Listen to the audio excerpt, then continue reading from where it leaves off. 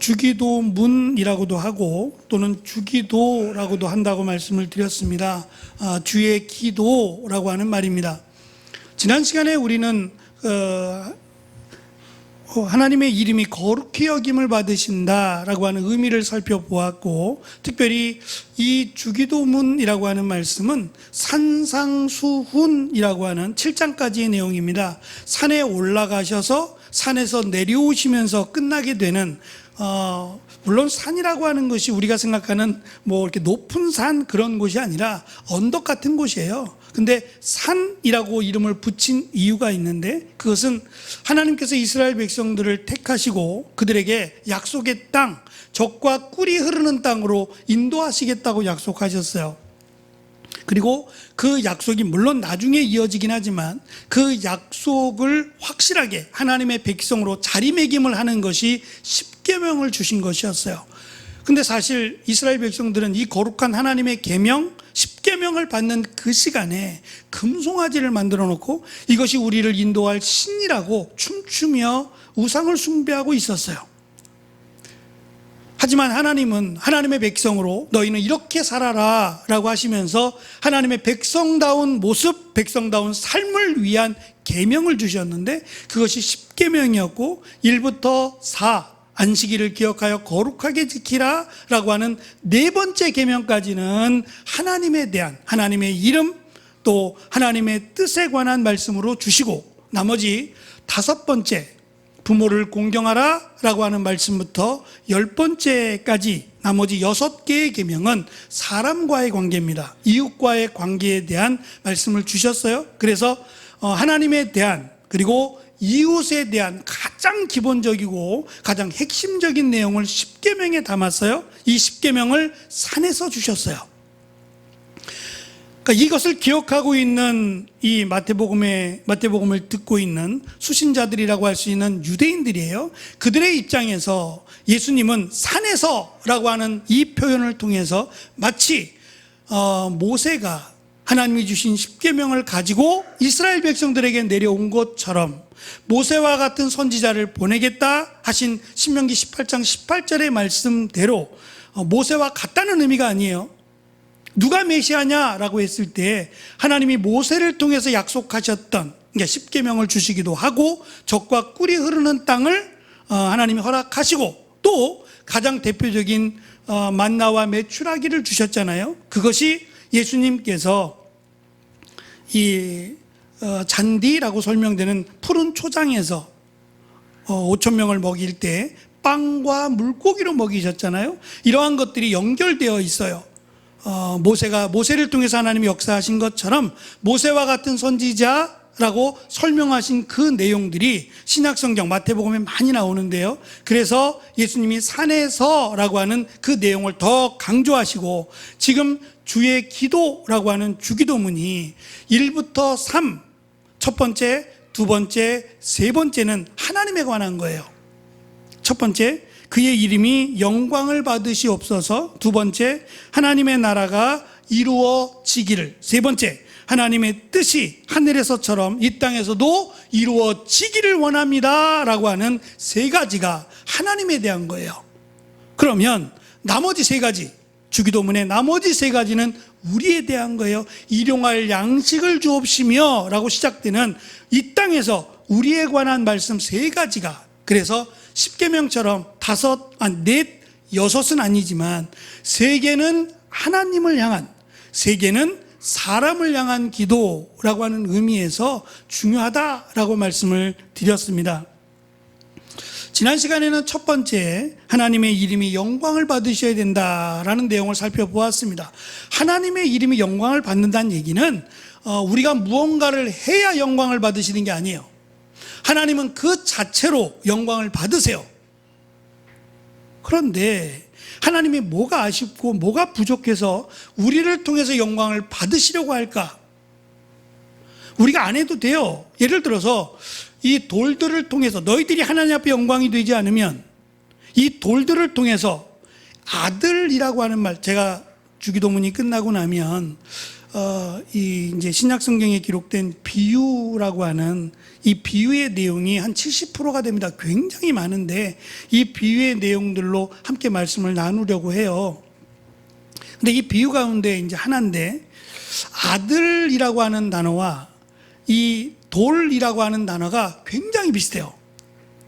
너희가 아브라함의 아들이라 칭하지 마라 라고 하는 이 아들이라고 하는 게 얼마나 중요하겠어요? 아브라함의 아들, 아브라함의 자손, 이런 자부심으로 살았던 사람들이에요. 그런데 너희들이 아브라함의 자손, 아브라함의 아들이라고 하면서 아들다운, 아들답지 않은 모습, 그 모습을 살아간다면 아들과 너무 비슷한 이 돌이라고 하는 단어를 통해서 하나님이 이 돌을 들어서도 하나님이 영광을 받으시겠다 그랬어요. 아쉽지 않아요. 하나님은 우리가 영광을 드려야만 영광이 채워지는 게 아니에요. 하나님은 그 자체가 영광스러운 분인데 뭐가 아쉬워서 우리에게 하나님께 영광을 돌리라 그랬을까? 그것은 하나님이 기뻐서 그래요. 하나님의 자녀인 우리를 통해서 하나님께 영광이 되어드리는 것이 하나님이 좋으세요. 하나님이 기쁘시고 하나님이 좋아서 너희가 나를 위해 영광을 돌렸으면 좋겠다라고 하나님이 말씀하신 거지, 그렇지 않는다고 해서 하나님의 영광이 사라지는 건 아니에요. 착각이란 말입니다. 그래서 내가 하나님의 영광을 위해서 무언가를 해드리고 시간을 드리고 물질을 드리고 헌신을 하는 이것이 나에게도 영광이 될 뿐만 아니라 내가 감히 하나님 앞에 이렇게 영광을 드리게 하심을 감사합니다 라고 하는 영광이 될 뿐만 아니라 하나님은 그 영광을 기뻐 받으신다고 말씀하고 있어요. 이왕이면 우리가 살아가는 이 땅의 삶, 하나님 앞에 영광이 되고 하나님을 기쁘시게 하는 삶이 되었으면 좋겠어요. 우리는 예수 그리스도를 믿음으로 구원을 받습니다. 오직 예수 그리스도를 믿음으로만 구원을 받아요. 그것은 변함없는 진리입니다. 문제는 이 믿음이라고 말할 때 이 믿음이 주여 주여라고 부른다고 천국 가는 게 아니라 그랬어요. 다시 말하면 믿습니다 라고 하는 믿음은 동전의 양면과 같아요. 동전은 앞면이 있고 뒷면이 있죠. 이게 다 동전이에요. 뒷면도 앞면도 다 동전의 한 부분인 것처럼 믿음이라고 말할 때 믿음은 너무 중요합니다. 우리의 입으로 시인하고 고백하는 것 매우 중요한데, 입으로만 고백하고 시인하고 삶은, 행동은 여전히 믿지 않는 것처럼, 전혀 예수님과 무관한 것처럼 살아간다면 그 믿음은 야고보서에 의하면 죽은 겁니다. 행함이 없는 믿음은 죽었다고까지 강조할 만큼, 그래서 우리는 이 믿음을 소중히 여길 뿐만 아니라 이 믿음에 합당한 그러한 삶을 살기 위해서 수고와 노력을 해야 돼요. 그래서 우리가 믿음으로 구원받는 건 맞지만 이 믿음이 결국은 행함으로, 우리가 성숙된 행함으로 드러나야 한다라고 하는 것을 기억하므로 이 땅에 살아가는 동안 우리의 믿음뿐만 아니라 우리의 행함이 성숙해져 가고, 또 특별히 주신 말씀처럼 하나님 앞에 영광이 되고 하나님의 뜻을 이루어 드리는 일에 수고하고 헌신한다면 얼마나 하나님이 좋아하실까요? 그냥 예수님을 믿음으로 구원받아요, 그거로 끝이 아니라 지금 당장 예수님이 오신다면 뭐 어쩔 수 없겠지만 모르잖아요. 언제 오실지 모르니까 그때까지 우리가 이 믿음에 합당한 삶을 살아내기 위해서, 하나님을 기쁘시기 위해서 살아간다면 우리에게 가르쳐 주신 이 주의 기도, 주기도문을 잘 입으로 고백할 뿐만 아니라 삶으로 잘 살아냈다라고도 말할 수 있을 겁니다. 오늘은 두 번째 그리고 세 번째, 우리가 이렇게 기도해야 된다라고 하는 하나님에 대해서 이렇게 기도해야 된다는 두 가지의 내용을 다룰 겁니다. 먼저는 이 땅을 다스리시는 실제적인 나라가 이 땅에 임하여 달라는 기도, 그리고 마지막 세 번째, 우리가 하나님의 영광을 위해서 하는 기도는 하나님의 뜻이 하늘에서 이루어진 것처럼 이 땅에서도 이루어지기를 원합니다 라고 하는 두 가지의 기도를 살펴보므로 지난 시간과 오늘까지를 통해서 우리가 하나님 앞에 어떻게 기도해야 되느냐, 하나님의 영광을 위해서 어떠한 기도를 해야 되느냐에 대한 말씀을 나누도록 하겠습니다. 하나님의 나라가 이루어지게 하소서. 또 하나님의 나라가 이 땅에 이루어지기를 원합니다 라는 기도입니다. 근데 여기에서 하나님의 나라가 이루어지기를 원합니다 라고 하는 이 말이 이루어졌다는 얘기입니까? 이루어지기를 원합니다 라고 하는 내용처럼 들려지세요. 이루어지기를 원한다는 내용처럼 들려지잖아요. 그런데 이 앞부분에서 세례 요한이 이렇게 외쳤어요. 회개하라, 천국이 가까이 왔다고요.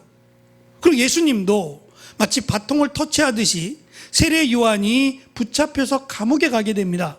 그리고 얼마 지나지 않아서 목배임을 당해서 죽어요. 그런데 예수님께서 세례 요한이 감옥에 들어가고 바로 이제 공생애를 시작하시게 되는데 그 첫 번째 말씀이 바로 세례 요한이 외쳤던 회개하라, 천국이 가까이 왔다는 겁니다. 천국, 하나님의 나라입니다. 하나님의 나라가 왔다는 거예요. 그 하나님의 나라는 예수님이죠. 예수님이 곧 하나님의 나라입니다. 그래서 천국이 언제 오느냐라고 물어보면 왔어요. 천국은 왔는데 예수님이 오셨으니까 천국은 시작된 겁니다. 그런데 아직은 아니에요. 사실 신약 성경을 해석하면서 가장 중요한 그 열쇠가 이거예요. 예수님이 이미 오셨어요. 근데 아직은 안 오셨어요. 두 번 오시잖아요.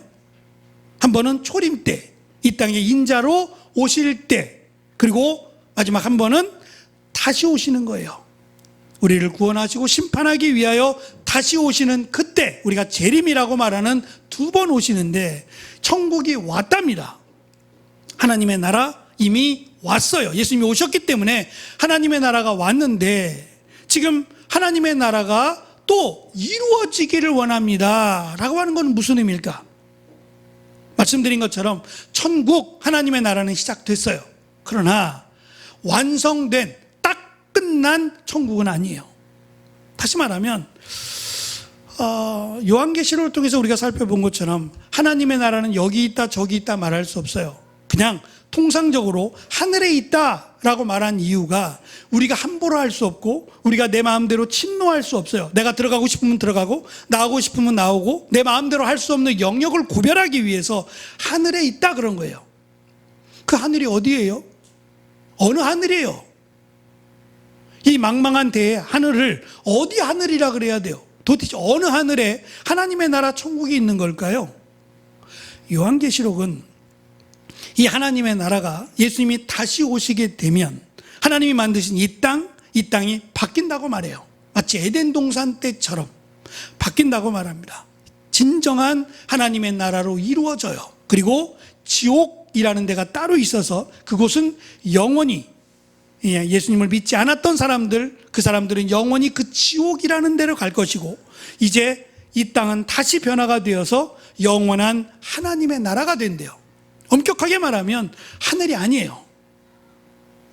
우리가 살고 있는 그때는 뭐 땅의 개념이 없을 거예요. 왜냐하면 지금처럼 걸어 다니거나 또 우리가 살아가는 이 땅의 모습은 아닐 거거든요. 먹는 것, 마시고 입고 하는 모든 것들이 바뀔 거예요. 더 이상 그런 것에 매임을 당하지 않아요. 시간과 공간에 매이지 않는 그 하나님의 나라가 이루어질 겁니다. 다만 이 땅에서는 그것을 맛보는 거예요. 하나님의 나라를 이 땅에서 맛보는, 시작되었으니까 이 땅에서 비록 여전히 세상이 똑같아요. 죄악된 세상이고 전쟁이 있고 미움과 다툼과 시기가 있는, 그리고 아픔이 있는, 그러나 이미 시작된 하나님의 나라, 예수님이 오심으로 우리에게 허락하신 하나님의 나라를 우리는 맛보고 있어요. 살고 있단 말입니다. 그러니까 딱 끊어져서 하나님의 나라에 들어가는 것이 아니라 이 땅에서 하나님의 나라를 살고 있는 하나님의 자녀들은 당연히 하나님의 나라에 들어가는 거예요. 그러니까 이 땅에서 예수님을 믿지 않는 사람들은 뚝딱하고 하나님의 나라에 못 가요. 가톨릭은 이것을 오해했어요. 하나님의 나라가 이 땅 그리고 천국 중간에 하나 더 있어요. 이걸 연옥이라고 부르는데 이 죽은 사람이 연옥에 잠깐 들른대요. 연옥에 잠깐 들러서 여기서 무언가에 우리가 흔히 말하는 공로를 세우면 너 잘하네, 너에게 한 번 더 기회를 줄게 라고 해서 이 연옥이라는 곳에서 그가 나름의 공로를 세우면 천국으로 간대요. 그럼 반대로 연옥에서 공로가 없으면 지옥으로 가겠죠. 그러니까 한 번 더 거르는, 천국이냐 지옥이냐를 거르는 한 곳이 더 있다고 주장을 해요. 전혀 성경적이지 않습니다. 전혀 성경적이지 않아요. 성경은 이 땅에서, 우리가 살아가는 이 땅에서 예수님을 믿는 자들은 그대로 죽어서 천국을 갑니다. 믿지 않는 자들은 그 어떠한 경우도 바뀌지 않아요. 그래서 우리가 살았을 때 믿어야 돼요. 내 의지로, 내 고백으로 예수님을 믿지 않으면 어떠한 경우에도 천국 갈 수 없어요. 제일 급하고 제일 소중한 것이 이거예요. 다른 것은 조금 물러도 괜찮아요. 근데 이것은 천국이냐 지옥이냐를 결정하는 너무도 소중하고 중요한 문제예요. 그래서 사랑하는 가족들을 위해서, 사랑하는 사람들을 위해서 반드시 한 번으로 안 되면 두 번, 세 번, 네 번 반복해서라도 기도하셔야 되고 전하셔야 돼요. 이것은 돌아가시고 나면 정말 어찌할 수 없는, 정말 땅을 치고 후회할 만한 일이다라는 것을 우리는 기억해야 됩니다. 천국이 왔습니다. 그런데 예수님이 다시 오실 그때까지 이 땅은 하나님이 다스리는 나라가 되기를 원합니다 라고 하는 기도를 해야 돼요. 더 이상의 무의미한 전쟁이 일어나지 않도록, 그리고 완벽하지 않지만 하나님이 영광 받으시고 하나님이 다스리시는 그러한 나라, 그러한 이 땅이 되게 해달라고 우리는 기도해야 돼요. 말씀드린 것처럼 기도만 하느냐? 아닙니다. 기도를 한다는 얘기는 기도 플러스 행동을 한다는 얘기예요. 기도하고 끝이 아니라 그 기도에 합당한 수고와 노력을 한다는 의미가 있어요. 그래서 열심히 기도하고 그 기도에 합당한 열심히 믿음의 삶을 살도록 노력해야 돼요. 이것을 우리가 성숙이라고 말해요. 그래서 처음 예수님을 믿으면 예수님을 믿음으로 기뻐요. 내가 하나님의 자녀가 됐고 천국 간다라고 하는 소망이 얼마나 좋아요. 그런데 문제는 내가 이 땅에 살았던 습관들이 있어요. 오랫동안 굳어져 버린 나의 습관들을 고치기는 참 쉽지 않아요. 3살 버릇 몇 살까지요? 옛날에는 80까지 간다 그랬어요. 지금은 80까지 안 가요. 죽을 때까지 간다가 맞아요. 그만큼 고치기 어렵다는 거죠. 내가 이 땅에서 믿지 않을 때 살았던 삶의 흔적들이 있어요. 덕지덕지 묻어있는 이 흔적들을 어떻게 바꿔낼 거냔 말이에요. 뚝딱하고 예수님 믿습니다. 그 다음날부터 바뀌든가요? 아니에요. 안 바뀌어요. 문제는 그 안 바뀌는 삶을 지속해서 살아가면 믿음도 희석돼 버린다는 거예요. 말대로 행함이 없는 믿음은 죽어버린다는 거예요. 왜냐하면 이 믿음이라고 하는 것에는 하나님의 역사하심이 있어요. 여전히 예전의 모습 가운데 살아가면서 어떻게 성령 충만하기를 원하죠? 성령 충만하기를 원한다면 성령께서 원하시는, 그리고 하나님이 기뻐하시는 삶, 그렇게 살아갈 때 성령 충만하다고 말합니다. 기도만 열심히 한다고 성령 충만되는 게 아니라 기도에 합당한, 그 믿음에 합당한 삶을 살아낼 때 성령 충만이라고 말을 하는 거예요. 하나님의 나라가 이 땅에 이루어진다, 하나님의 나라가 이루어지기를 원한다, 이루어졌지만 이루어지기를 원한다라는 것은 주님이 다시 오실 때까지 그 하나님이 다스리심이, 하나님이 함께 하심이 지속되기를 그렇게 기도하는 겁니다. 바리새인들에게 예수님이 이렇게 말씀하세요. 하나님의 나라가 이미 너희에게 임하였다라고 말입니다. 이 하나님의 나라는 예수님이에요. 예수님이 이미 오셨어요. 그래서 하나님의 나라가 시작됐어요. 그런데 하나님의 나라가 어디 있다고 물어보면 어떻게 해요? 하나님의 나라는 예수님을 믿으면 하나님의 나라에 들어갈 수 있게 돼요. 예수님이 오셔서 가르쳐 주신 내용이 그거예요. 하나님의 나라가 여기 있다 저기 있다. 사람들은 말합니다. 그렇지 않다는 거예요. 하나님의 나라는 예수님에게 있어요. 예수님을 믿으면 그는 하나님의 나라에 들어가게 된다라고 말씀하셨습니다. 바울은 이 하나님의 나라에 대해서 로마서 14장 17절에 보면 먹는 것과 마시는 것이 아니요 오직 성령 안에 있는 의와 평강과 희락이라고 말합니다. 이게 하나님의 나라예요. 하나님의 나라는 이 땅처럼 이 땅에서는 먹고 마시고 즐기고 하는 것들이 삶의 기쁨이 돼요. 그건 이 나라예요. 이 땅의 나라입니다. 하나님의 나라는 우리가 살아갈 이 땅이지만 하나님의 나라 속에 산다고 하는 것은 어려움과 고난과 핍박이 있어요. 그럼에도 불구하고 우리는 성령 안에 의와 평강과 기쁨이 있는 삶이에요. 그래서 사도 바울이 감옥에 있으면서 슬퍼한 게 아니라 오히려 감옥에 있으면서 찬양할 수 있었고 감옥에 있으면서 하나님 앞에 감사할 수 있었던 것은 이 감옥은 이 땅에서의 감옥이죠. 하나님의 나라에서는 하나님의 관점에서는 지금 사도 바울이 감옥에 갇혀 있는 것에 대해서 하나님이 어떻게 생각하실까요? 기뻐하지 않으실까요? 내 이름 때문에 예수 그리스도의 이름 때문에 고난을 당하는 그 사도 바울을 향해서 하나님이 얼마나 기뻐하실까요? 그래서 그가 찬송할 때 그를 묶었던 그 고리들이 다 끊어져 내리는 놀라운 역사와 기적이 있었던 겁니다.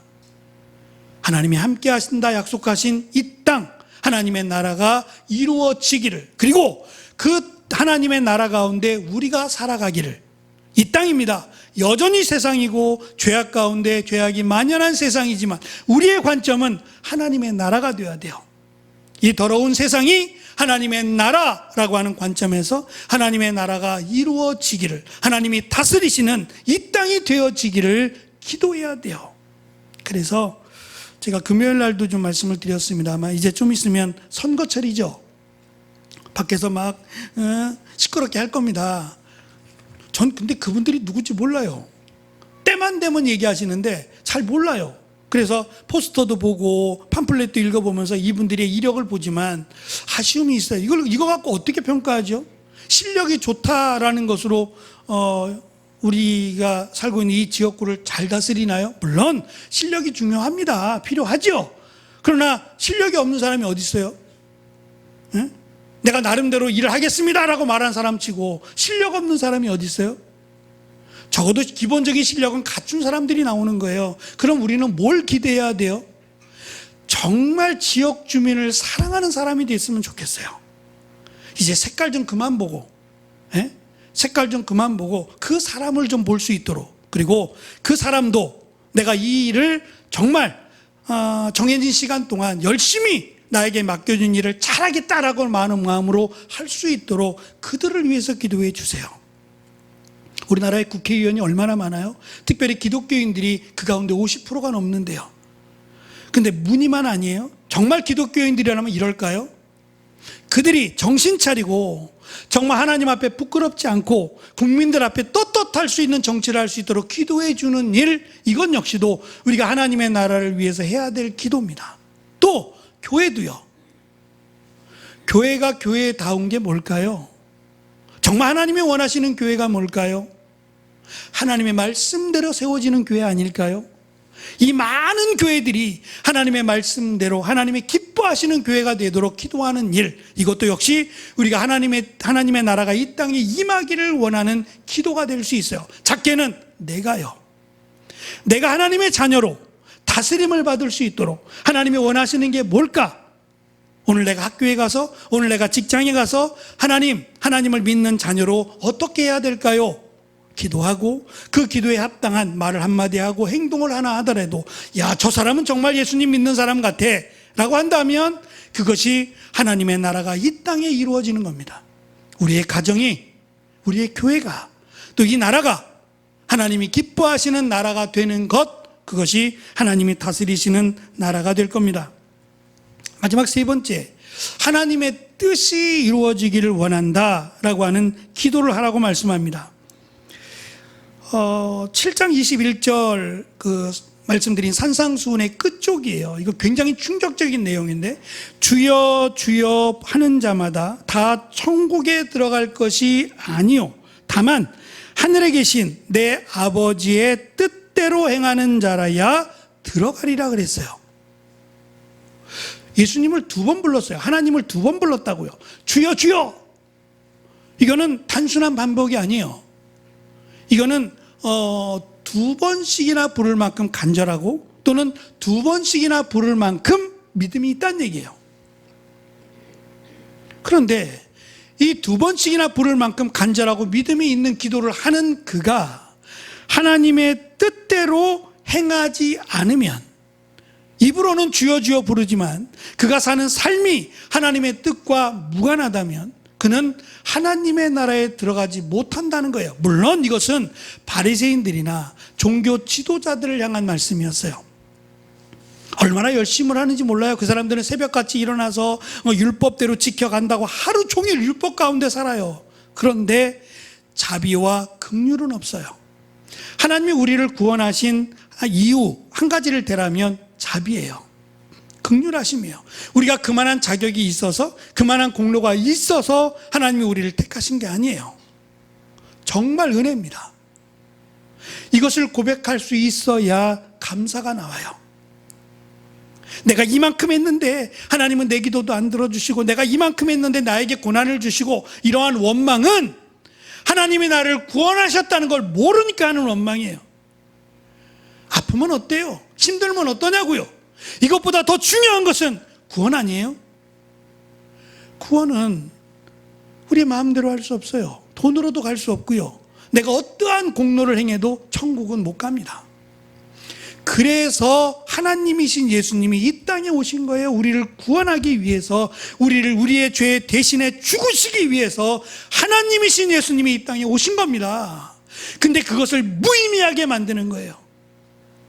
우리에게 가장 큰 은혜, 가장 큰 선물, 구원이라고 하는 선물을 주셨어요.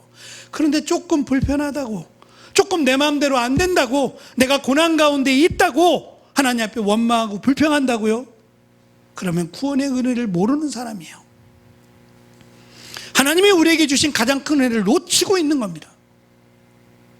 주여 주여 부르는 것도 중요하지만 중요한 것은 그 부름에 합당한, 하나님의 뜻에 합당한 삶을 살아가는 것을 원하신다는 겁니다.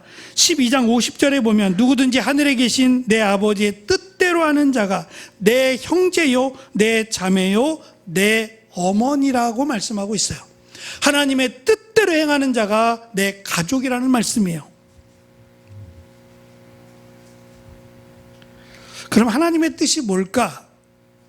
지금 말씀하고 있는 내 뜻대로라고 하는 하나님의 뜻이 뭘까? 그 하나님의 뜻이란 첫째, 제일 중요한 겁니다. 예수 그리스도를 믿는 겁니다.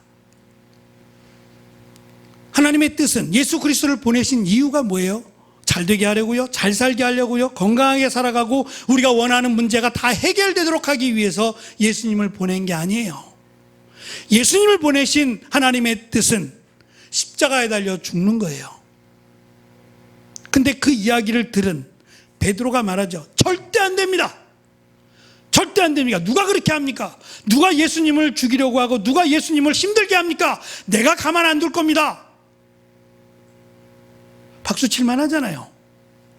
예수님이 내가 그래 그리스도다, 그러니 내가 이제 고난받고 십자가에 달려 죽을 거다, 그리고 3일 후에 다시 부활할 거다 말씀하셨어요. 근데 이 말씀에 귀를 기울이는 게 아니라 내가 고난을 받고 내가 죽는다, 여기까지만 듣는 거예요. 여기까지만 듣고 안 됩니다, 이대로 둘 수 없습니다 라고 마치 의협적인 이야기를 합니다. 그때 예수님이 베드로에게 이렇게 말씀하셨어요. 사탄아, 내 뒤로 물러가라. 너는 나를 넘어지게 하는 자라고 말입니다. 하나님의 뜻은 이 땅에서 왕이 되는 게 아니에요.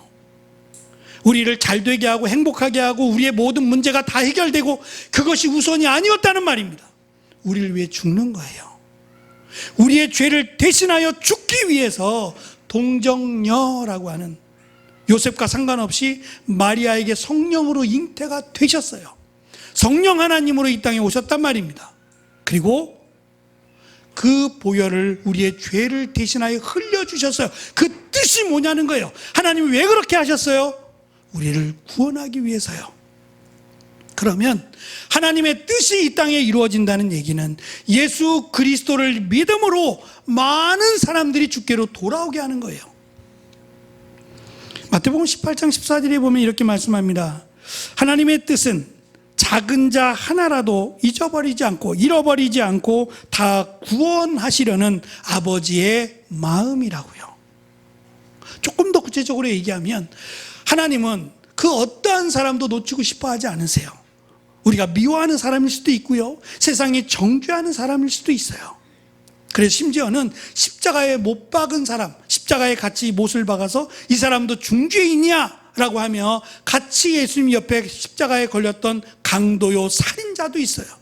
그런데 하나님은 그 십자가에 달렸던 강도요 살인자까지도 하나님을 믿게 하시기를 원한단 말이에요. 그런데 우리가 내 마음에 안 든다고, 저 사람 싫어하고 미워하고 저 사람은 천국 가면 안 돼 라고 생각한다면 하나님의 뜻을 거역하는 겁니다. 내 뜻이 아니라 하나님의 뜻입니다. 그 뜻이 이루어지기를 기도하라고 말씀했어요. 그 뜻이란 누구든지 예수 그리스도를 믿음으로 구원을 받게 하시려는 것이 하나님의 뜻입니다. 마태복음 26장에 보면 39절 42절에서 예수님께서 겟세마네 동산에서 기도하셨어요. 땀방울이 핏방울이 되도록이라고 말씀하시면서 그때 이렇게 말씀합니다. 나의 원대로 마옵시고 아버지의 뜻대로 되어지기를 원합니다. 그게 뭐예요? 이제 이 기도가 끝나면 예수님은 붙잡혀서 십자가로 가실 거예요. 이것이 하나님의 뜻이라는 겁니다. 흥미롭게도 10절은 이루어지게 하소서라고 마치 이 미래형처럼, 아까처럼 이루어지게 하소서, 이루어지기를 원합니다라고 하는 미래처럼 보여지지만 과거예요. 이루어진다, 이루어졌다는 거예요. 예수님도 말씀하시죠. 내가 세상을 이기었노라고요. 과거입니다.